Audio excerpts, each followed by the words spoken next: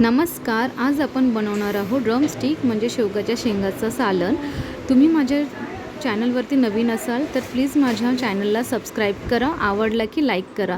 मी इथे थोडी तुरीची डाळ आणि थोडी मुगाची डाळ भिजत घातलेली आहे 1 तासभर। आणि साहित्यामध्ये ओलं नारळ, 2 कांदी, 1 टमाटर, 1 इंच अद्रकचा तुकडा आणि लसूण आणि कोथिंबीर घेतलेली आहे। आपण शेंगांना छान शिलून घेतलेला आहे। इथे 8-10 लसणाच्या पाकळ्या, 1 इंच अद्रकचा तुकडा, 2 कांद्यांना चिरून घेतलेला आहे, टमाटरला चिरून घेतलेला आहे।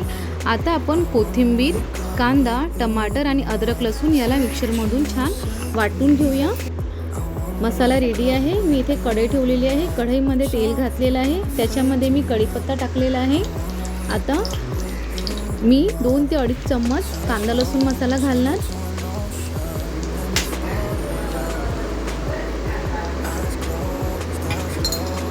त्यानंतर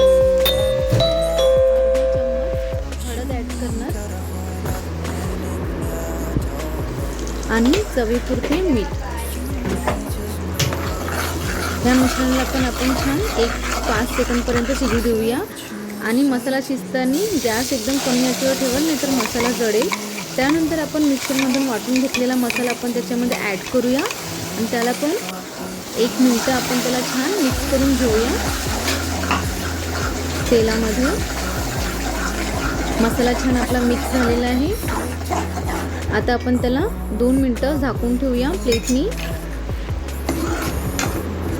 हे बघा, आपला मसाला अजून पण छान शिजलेला नाही आहे। आपण परत त्याला 2 मिनिटं झाकून ठेवूया।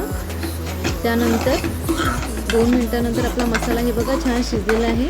मसाला जेव्हा छान शिजतो तेव्हा त्याच्या आजूबाजूला तेल सुटतं, तेव्हा आपल्याला कळतं की मसाला छान शिजलेला आहे। आता आपण त्याच्यामध्ये शेंगा ॲड करूया शेवगाच्या, आणि जी डाळ आपण भिजवलेली होती ती डाळ त्याच्यामध्ये ॲड करूया, तुरीची आणि मुगाची, जी मी तासभर भिजवलेली होती।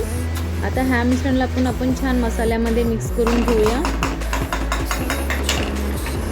मसाला छान मिक्स करून झाला की 5 मिनिटं कमी याच्यावरती आपण त्याला झाकून ठेवूया।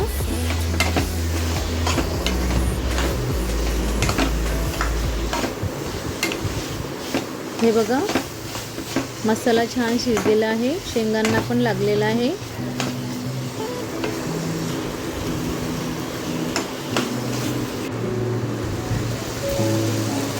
तुम्ही बघू शकता छान शिजलेला आहे। आता तुम्हाला जेवढं पाणी हवं आहे, जेवढं ग्रेव्ही हवी आहे त्या हिशोबाने तुम्ही त्याच्यामध्ये पाणी ॲड करू शकता।